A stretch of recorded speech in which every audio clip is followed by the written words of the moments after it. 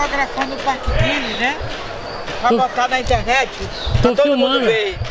Tô filmando, mas pra fazer um vídeo. Ah, que bom! É. Que beleza! Parabéns! Ah, Luna, você tá brincando? Tem a UAU? Essa é a Luna. Tem, pior que tem. É, por isso que ela gostou, viu? Luna, olha, como é que é o nome do seu? Não, tem um gato, é o mandioca. Mas um amigo meu, é que hoje não é o primeiro dia que eu tô fazendo não. Um amigo meu trouxe o cachorro dele, que é o Twister. Ah, é, Luna? Luna, olha o amigo. Bonita ela. Eu também gosto de gato, tô doida pra mim adotar uma, eu quero bem novinho. Eu peguei um gato que tinha sido abandonado. Então, Ele tinha 2 meses. ele se cria assim, amável, né? É o melhores amigo. Sim, sim. Tu é o quê? Fotógrafo Não, pra fazer? na verdade eu tô fazendo um curso de cinema. Uau! Só que eu faço mesmo é filosofia. Professor de filosofia. O que você fizer, que gostar, é muito importante. Uhum. Tudo. Olha, o animal é um bicho muito assim, amado pra todo mundo. Eu adoro.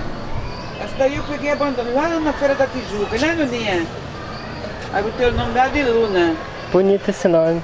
Eu É gosto. mesmo? Eu gosto. Uau, Luna, viu? E ela tem 6 meses. Mas tá vendo como é que eu cuido? Aham. Hoje eu dei banho.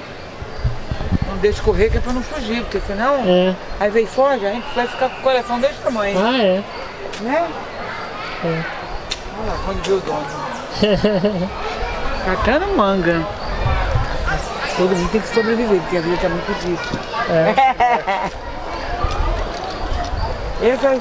Achei mais aqui. Ei, me dá aqui. Tu quer comer manga? Pô, eu comi uma hoje cedo. É, mas eu vou comer em casa no suco. Legal catar manga daqui, né? É, mas a maioria tá tudo furada. Mas dá pra fazer suco. Fazer Aham. suco, você corta ainda dá. Legal. Não é verdade? É. Essa Onde é que graça? caiu aquela? Henrique, meu nome. Henrique, bonito nome, Henrique. Onde é que caiu aquela que falou? Então pro lado daqui, ó. Eu ouvi o barulho, mas não observei. Não tem problema, a gente vai lá em cima. Deixa que eu vou ali em cima. Não, vai aqui, né? Ali naquele buraco. Sei. Vambora, tá bom.